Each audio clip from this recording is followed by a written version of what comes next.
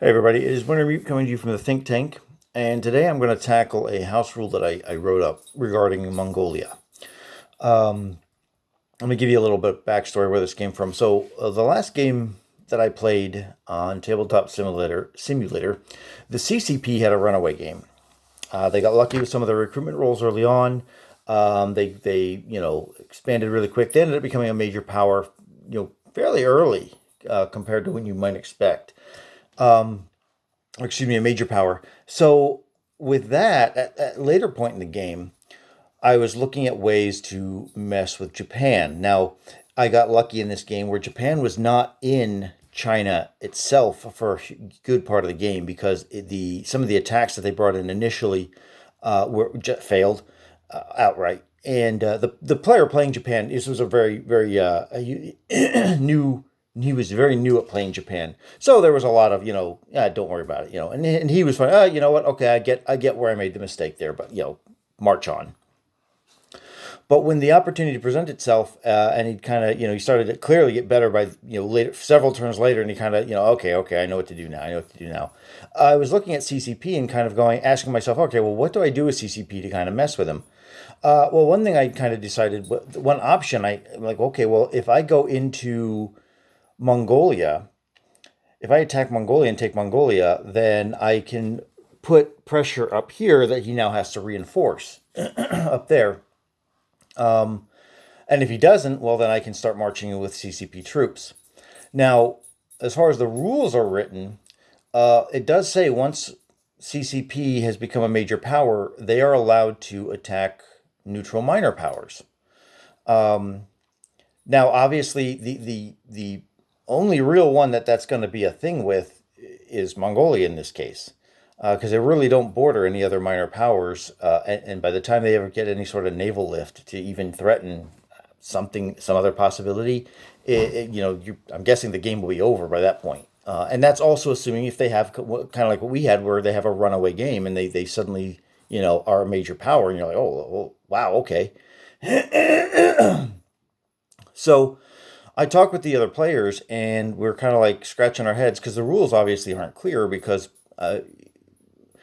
if Mongolia gets attacked, it says the rules say if Mongolia gets attacked by an Axis or an allied power, it automatically aligns with Russia, which makes sense, historically speaking. However, what if the CCP, or in another way, what if the KMT even decide to attack Mongolia, and then what happens? Well, things get a lot more muddier. Now, some of you might also scratch your head and go, well, why would they want to attack Mongolia anyway? Well, that's where we're going to look at. We're going to take a quick diversion into some of the actual history of that area, if you're not familiar with it. Now, of course, I think everybody knows about the Mongolian Empire and how they came in and took out China and ruled over China and basically huge swaths of Asia and Russia and all the way into parts of Poland too. And so the connection between Mongolia and China runs really deep, historically speaking, and in some ways culturally speaking. And even after the Mongolian Empire collapsed and China regained its independence, so to speak. I mean, obviously, it still had a lot of internal problems, but eventually, Mongolia became part of the Chinese Empire because it was absorbed, and it only reestablished its independence in like 1911. And some of these dates I could be a little off on, so don't quote me. This isn't an exact history lesson. And as so culturally and historically, there's a big connection there. An interesting fact is there are actually more when somebody talks about Inner Mongolia, they're not talking about this at all. They're talking about this. Excuse me. This is Inner Mongolia. This is just Mongolia, or sometimes referred to as Outer Mongolia, depending on where you're coming from. There are more ethnic Mongolians that live outside of Mongolia than live in Mongolia to this day. That's exactly true. Many of which live in Inner Mongolia. So they're ethnically Mongolian, but they're Chinese citizens. So obviously, additionally, that creates a strong cultural connection between the two countries. Now, looking at the game and the history of what might have happened had the KMT, had the CCP won their civil war very early, maybe they decide to, or really at any point in history, what if they decided, well, we're just going to go reclaim Mongolia? It's, as far as we're concerned, it is part of of China. It belongs to China. A claim, by the way, which still stands to this day. The current Chinese government still feels that Mongolia is rightfully part of it. So yeah, there's just a little interesting tidbit for you. So let's say that they kind of get a runaway game. They become a major power, and they're like, okay, well, now what can we do to expand? And one of the two powers, KMT or CCP, decides, well, we're going to go into Mongolia, which the rules, as written, kind of give them the option of doing. But then, especially if CCP attacks, well, okay, CCP attacks, what do they do? Do they become a controlled minor? Do they immediately side with Russia? Now, historically speaking, and we're going to take another jaunt down history lane here. After World War II, Mongolia actually tried to join the USSR like 6 times. They formally submitted a request to become part of the Soviet Union like 6 times. And again, don't quote me on the exact number. Every time the Soviet Union turned them down. And the main reason they turned them down is because they did not want to get into a pissing match with China, because they knew China still had claims on Mongolia. So there is kind of this interesting internal dynamic between the Comintern that would have existed at this point in history, in the point of history that the game actually takes place. So I did check, and I asked around, and everybody, eventually it was confirmed for me that, yeah, under the current rules, if the CCP decides to attack Mongolia, it would become a controlled minor. It would not align with the USSR.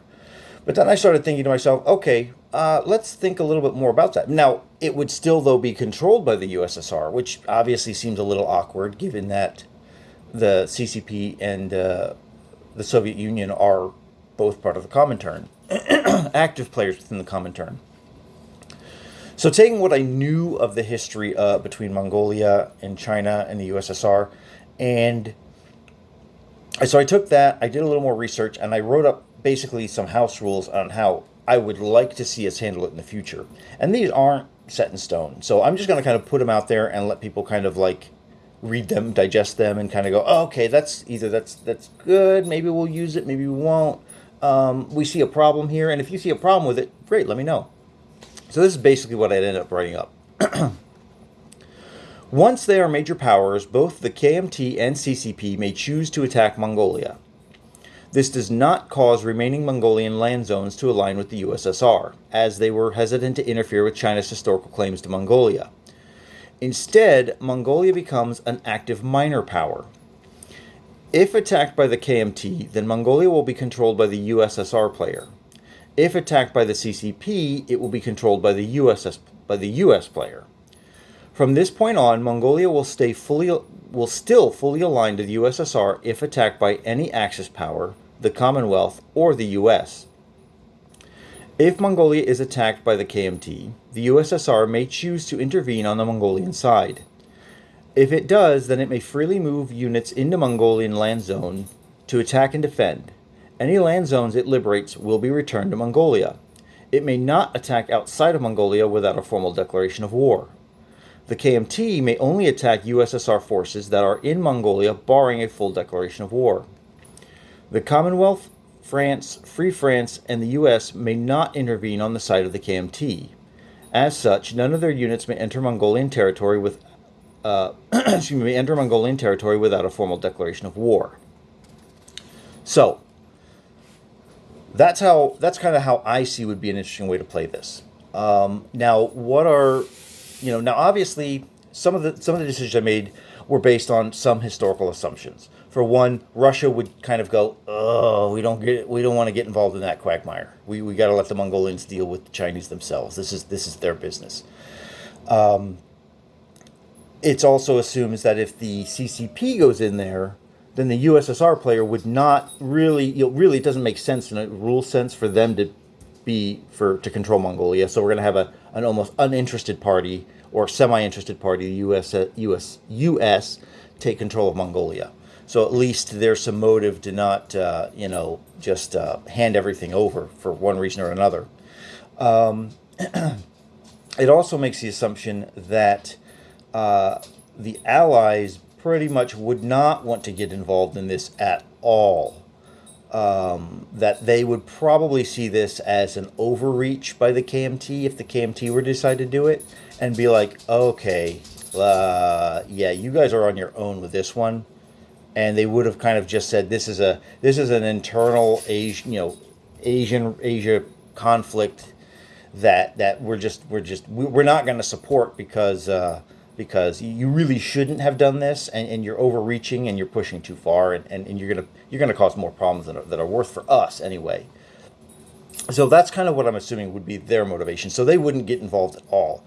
However, if the KMT goes in, then I feel there would be a good chance Russia could choose to intervene on behalf of Mongolia because of their close relationship at this point in history, because they were both effectively communist, and they had a very strong military alliance. Which these border conflicts that take place up here that are in the rules, they actually were fought in part with Mongolian troops because the borders aren't necessarily set in stone. So it was the Mongolians and the Russians who actually fought the Japanese during these border conflicts. And I do know the expansion, I believe the expansion China at War gives some other options for having border conflicts here into Kurland. So I would think that there is a chance the Russian player might choose to intervene on behalf of Mongolia. Now, and I deliberately wrote it in kind of a game terms that left it really up to the Russian player because because you never know when that would happen. If the KMT goes into Mongolia much later in the game, and maybe the war with Germany has stagnated, or Russia's really kicking butt, then Russia may turn around and go, okay, well, if you want to do that, I'm going to start planting units all along the border and march them right into Mongolia and really, really mess with you.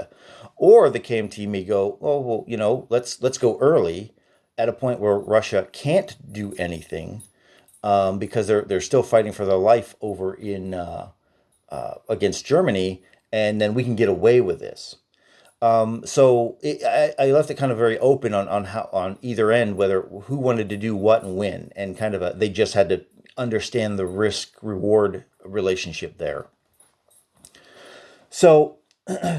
So yeah, as far as game balance goes, which is always a question you need to ask yourselves whenever you're proposing a new rule, especially a house rule, I don't really think it would be terribly imbalancing. Mongolia is really only worth 2 IPP. Yes, it can cause Japan to maybe spread itself more thin and have to worry about it. But of course, Japan can always go into Mongolia at some point if it wants to. Now obviously there's some risks involved with that because you're going to start upsetting Russia as you take border territories, depending on when you do it. But right now I haven't had a chance to play test it or anything. I'm just kind of throwing it out there and kind of would like any of my viewers to kind of take it up and kind of go, oh, okay, well, have you thought about this? Have you thought about that? So as it is, that's kind of how I see it possibly being played. And I don't see it being a huge imbalancing thing. I think it's an option. I think, quite frankly, the majority of games that will be played, you won't even have the option of seeing it happen because the CCP and the KMT, neither one of them become a major power. But looking at the history, if they do become a major power, I think it's fair to give them the option on what they want to do with Mongolia. Again, taking in all factors about who they might upset and what their reaction might be. So yeah, this is how I would like this is my idea for Mongolia. I've got some other ideas which I will present in some other videos, but this is one that just sort of came to the forefront, and I just kind of okay, let me sit down, pen to paper, and see what people think. So feel free to comment, leave any message me directly if you want, and yeah, this is Wintermute signing off from the think tank.